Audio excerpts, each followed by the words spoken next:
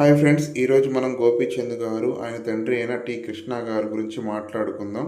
చేసింది కొన్ని సినిమాలైన డైరెక్టర్గా మంచి విప్లవాత్మకమైన మూవీస్ చేశారు.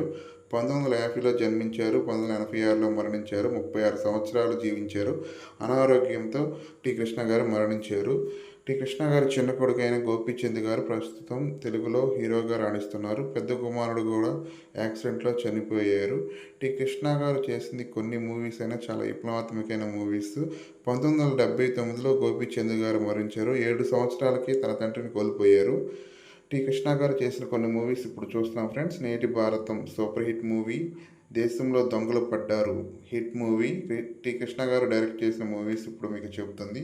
దేవాలయం hit movie, Vande Mataram hit movie,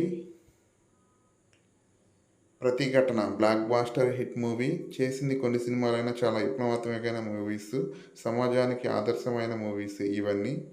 రేపటి పౌరులు సూపర్ హిట్ మూవీ. ఫ్రెండ్స్, ఈ వీడియో కనుక మీకు నచ్చితే ప్లీజ్ లైక్ చేయండి, మీ ఫ్రెండ్స్కి షేర్ చేయండి, కామెంట్ చేయండి. నెక్స్ట్ వీడియో ఏ హీరోది కావాలో ప్లీజ్ కామెంట్ చేయండి. Subscribe friends. థ్యాంక్